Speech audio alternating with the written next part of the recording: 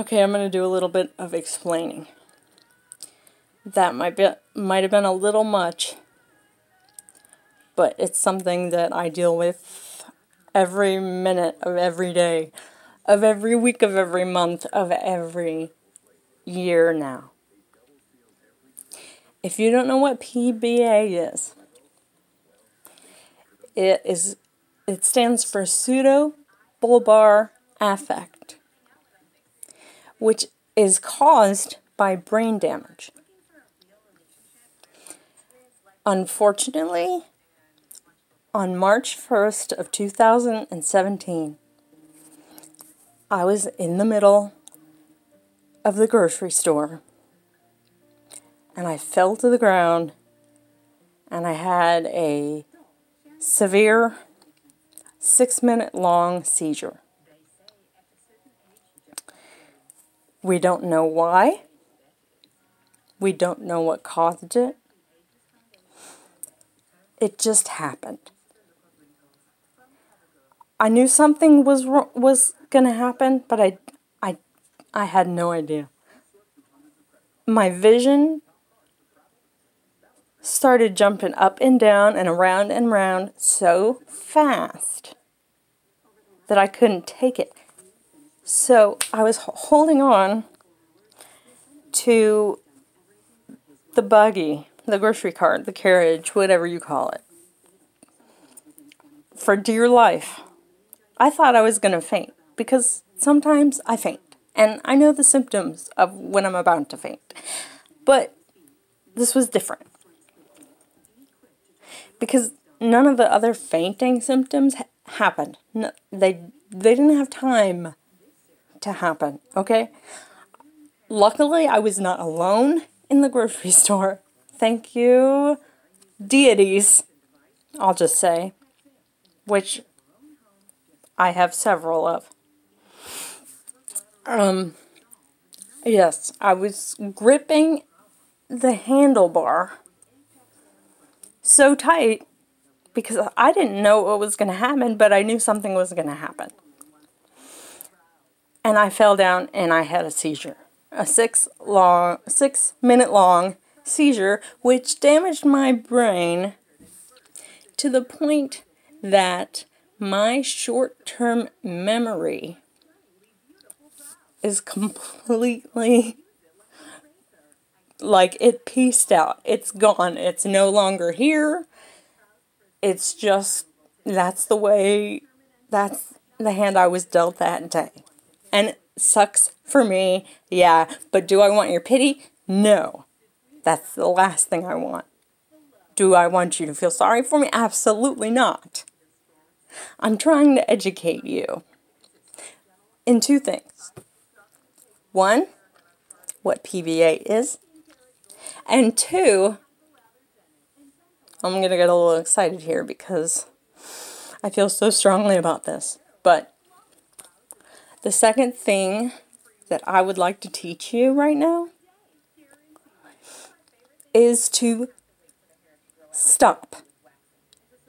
Take a minute to stop. Count your blessings, take pictures, take videos, make movies, make comedy sketches, make memories that you can look back on a video, on the page of, I can't even think of the word right now, a photo album, okay? You can look at a photo album, you can look at a video, you can look at a picture, you can remember your sketches, but here's the thing. When your actual physical memory is gone, you can look at that. I did not realize this. This was not something that entered my mind at the time. I've always been a very grateful person, which please be a grateful person, because there aren't enough. There are not. They are a rare breed. If you find one person who is grateful, who realizes what they have, who is thankful for the people that they have in their lives, who realize that certain people are in your life at certain times for a reason, and accept that.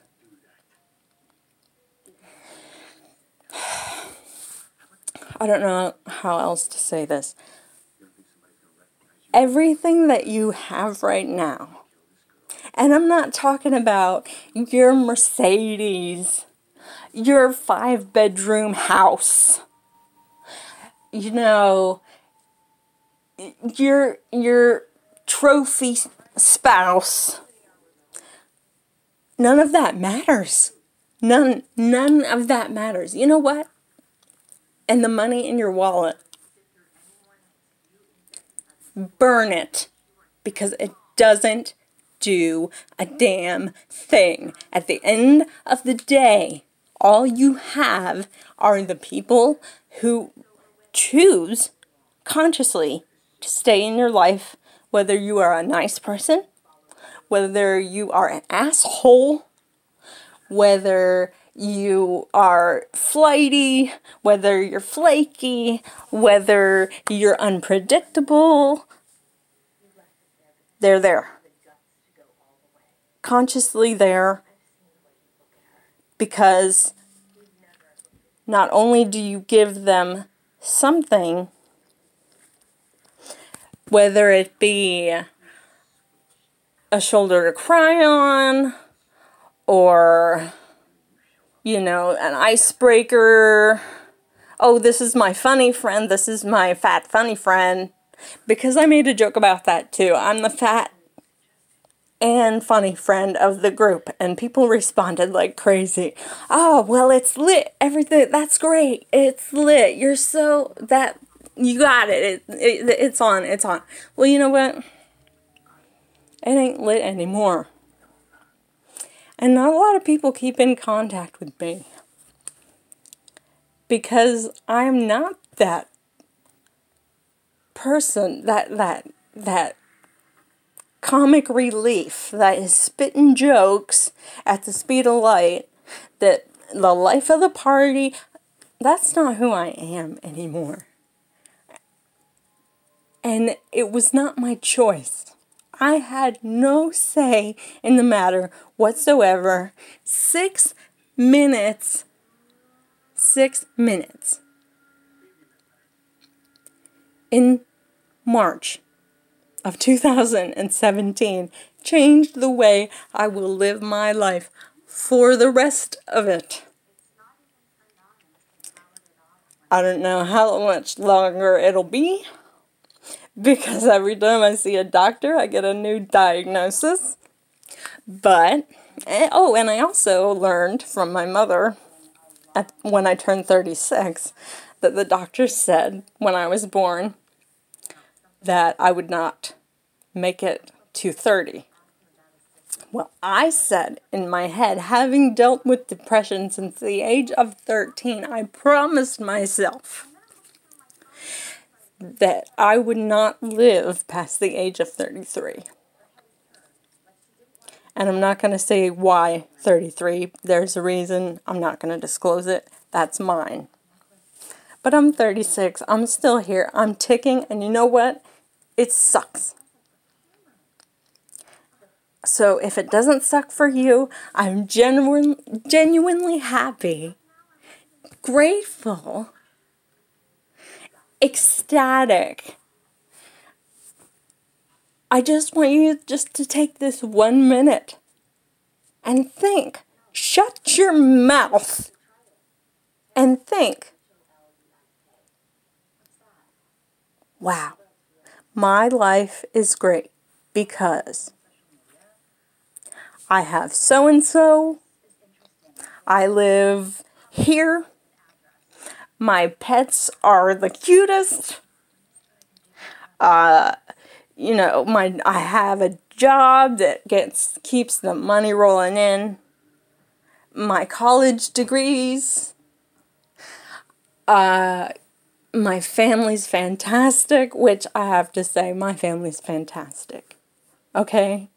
You can be depressed. You can have PBA and go into a laughing episode that quickly turns into an uncontrollable sobbing episode. And that's family. The people that are trying to help you stop. Because you can't stop. You don't have that privilege. You don't have that choice. It's not your choice. It stops when it stops. Well, let me tell you this. The other night, I had an attack so bad that I was begging for help.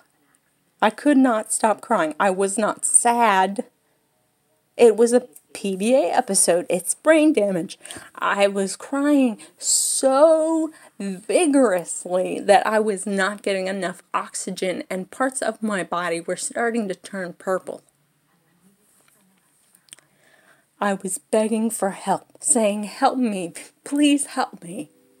Stop it, make it stop, because it won't stop.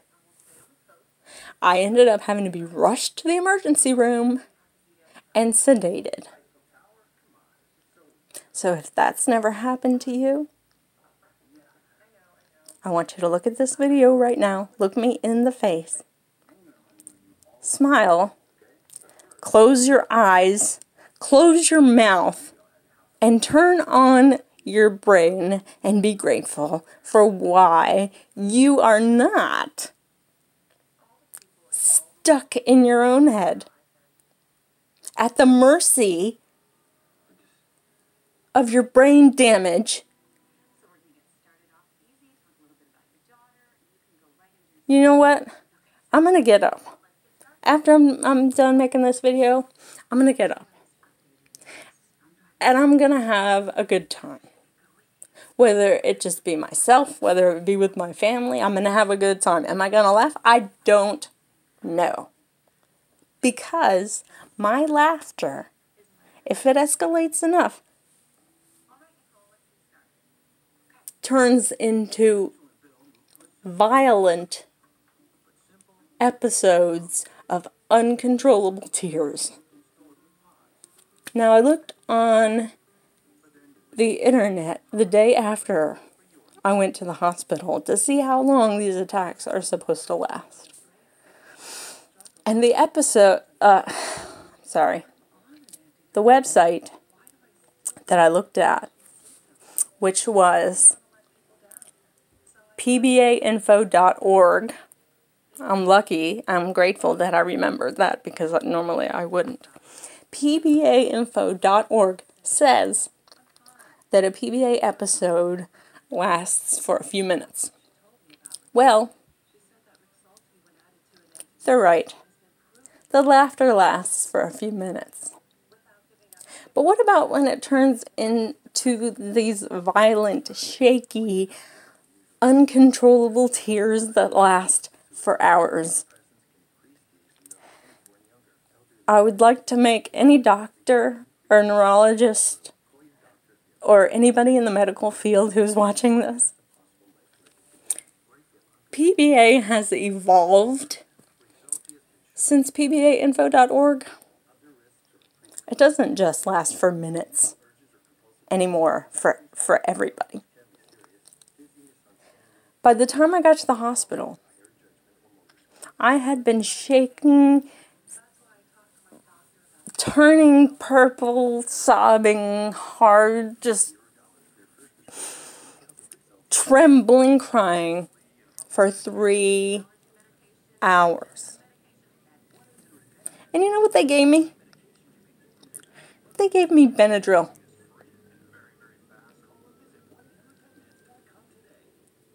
They said, "Are you suicidal?" I said, "No, I'm not suicidal." Now, I will share that I have been plenty of times in my life, but this was not one of those times. No, I'm not at all. I just want it to stop. Please help me. I need help. I want it to stop. And they said, fair enough. So for some reason, somebody said, give her, let's say 50 milligrams of Benadryl through IV. And then if she hadn't stopped in another couple hours, we'll try something stronger. I had asked them before they even told me that. I said, can you please just give me a shot of Ativan or something, and I'll stop, and I'll leave, and I'll go home, and I'll leave y'all alone. She said, well, we're going to try something first. And if that doesn't work, then maybe you'll get the Ativan. Okay. So, like I said, they gave me 50 milligrams of Benadryl in IV. I have allergies. I get these spells where my nose will not stop itching to the point where I'm rubbing it raw, red, raw. And I take more than 50 milligrams of Benadryl to try and stop that, and it does nothing. But for some reason, since that Benadryl came through a needle and went directly into my bloodstream, something about it, I still don't understand this. Something about it stopped my crying. Now, did it stop everything? No, because I am deeply psychiatric. I was pissed off. I was upset.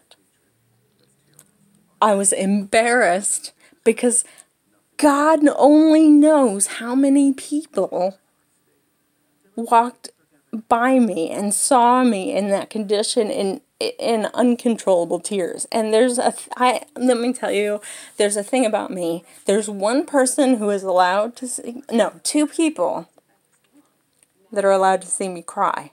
One of them is my mother, and the other one is my shrink. If you are neither of those people, you will not see it. You will not. But apparently, now God gave a nudge to St. Peter and said, hey, you know what'd be funny? Watch this. And here I am. Please be aware. If you see someone going through something in public, do not laugh at them. Do not give them a dirty look. Do not make fun of them when you're out of earshot. Because chances are they can't help whatever is going on with them right now. And they are somebody's mother. They are somebody's sister. They are somebody's brother, father, uncle, aunt. You name it. They belong to somebody.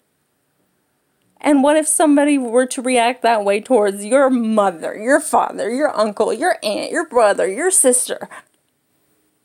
Is that funny? Is that funny? Well, guess what? I'll sit here and I'll tell you right now that it's not. Please be gracious. If you don't want to confront that person or try to help them, walk past, because chances are they don't want you to see them anyway. But if you are gracious and you decide to stop and ask if that person would like your help, God bless you. And please pass that on, because today people are so wrapped up with themselves and what they've got going on.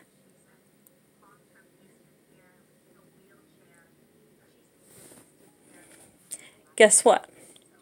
Your grandmother is in Home Depot and she just fell down.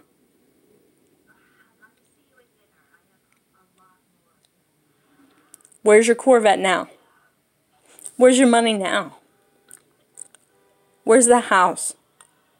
Where's the trophy spouse?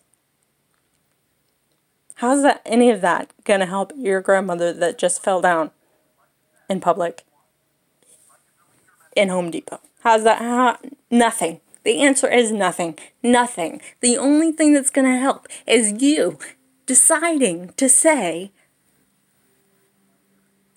I'm not going to let this happen in my presence. And not do anything about it. I'm gonna ask. I'm gonna try. If the person says no, I respect that, and I will go on about my business. But I'll tell you something. Before I even got this diagnosis, this affliction, whatever you want to call it,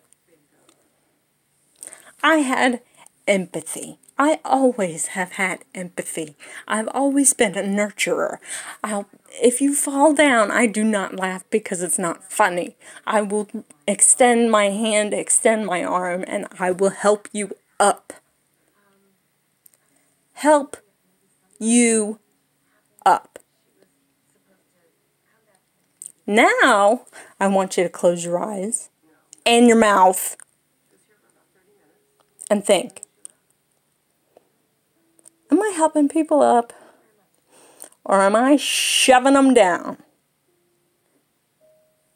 And you know what? The only person that you have to answer to is you. And if you're shoving them down and you can live with yourself, I can guarantee you that something's going to happen in your life. Whether it be happen to you, happen to a friend, happen to a mentor. Something's going to happen to wake your ass up to show you that, ooh, I'm getting hot over here. Good things don't stick around unless you return the favor. Some people call it karma. Some people call it acts of God. Some people don't call it anything. And the people who don't call it anything, you're the problem. Okay? Wake up. Because this is life. This is reality. And it ain't getting any better. You're not getting any younger. You got a Benzie? I don't give a fuck. You got a trophy spouse? Great. You got a thick wallet? That's cool. But what happens when all of that's gone? What do you got? You got your family. You got your mentors. You got your friends who have decided to stick with you through your vanity, through your holier-than-thou Napoleon complexes, through your bullshit, which is exactly what it is, it's bullshit. And then, again, comes gratitude. Why? Because hopefully those people that have decided to stick with you are decent people who have all the qualities that I just mentioned and have still stuck with your sorry ass. Now you have this realization, this epiphany, this, I don't want to say this because I hate this phrase, but this aha moment. Aha moment. I hate that. But you have this minute where you realize, you know what? I'm not giving anything to the world. When I'm dead, there'll be no money. There'll be no trophy spouse. No 5-bedroom house. But if you are a good person, which I hope, if you're a jerk, that you will someday transform and evolve into someone who, when you're dead and 6 feet under, somebody who is still here will say, oh, remember the time when so-and-so helped me change my tire? Remember when they just sat with me while I was hysterically crying because something horrible happened? They just sat with me. They just sat with me and let me do it. You remember that? Do you remember the... Now, rarely, I gotta say, and this is my truth. I don't know if you believe this or not, but this is my truth. The best people have the least money. The best people have the least money. And there's a reason for that, because we don't depend on the almighty dollar. We depend on graciousness. We depend on,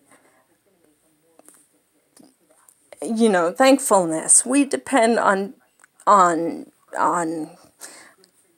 little words that people have said to us that just really just changed our thinking completely.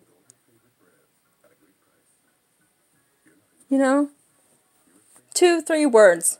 Holy crap, I'm a whole new person right now. Now, you're going to be the person that's a whole new person? Or are you going to be the person who's dead 6 feet under with a 5-bedroom house and a Benz that they can no longer use? When I'm dead, I want somebody to say, oh, I remember when Pat said this. I remember when Pat showed me this. I remember when she was there. She was there. She didn't have money in her wallet, but she had arms and they were wrapped around me. She had a shoulder and my head was resting on it. That's what I want people to remember me for.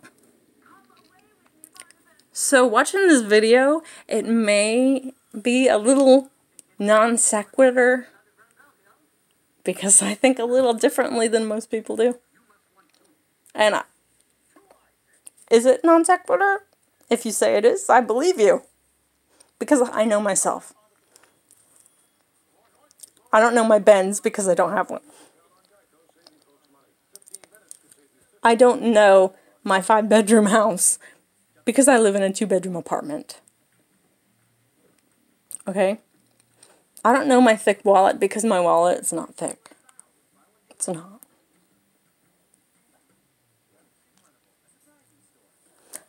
But I am grateful.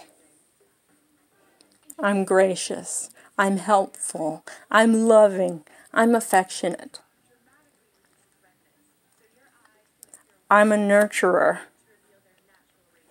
I want to make things better for you, despite how you might conduct yourself.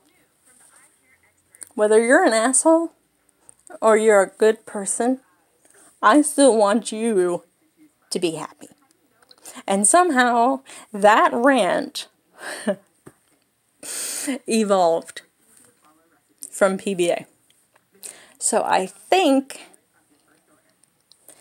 in my previous video I said, what's my dream now? I can't do comedy anymore.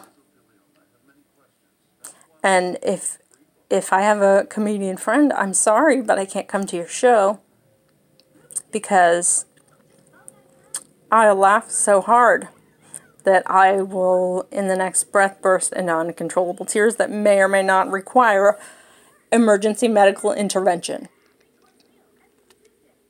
I'm sorry. That I am sorry for, but I'm not going to apologize for making this video. I'm not going to apologize for calling you out for being an asshole. I'm not going to apologize for calling you out for being materialistic. And if you want to call me out on being something, I welcome it, please. Right down there somewhere, you can write a comment. Call me out. But while you write your comment, I hope that you are genuinely happy and that you have a nice life. And even if you don't like me, if you're having a bad day and you're emotional and I'm the only person on the planet, you can still come to me. I will still hold you. I will still console you until you can conduct yourself again. I'm not going to say how you can conduct yourself, but until you can put yourself back together or get to the point where you can breathe and not turn purple, I'll be there. And if you don't want me to touch you, I won't, because I don't force myself on people. I ask first. So if you say no, okay. You said no. But I'll still be sitting there, right next to you.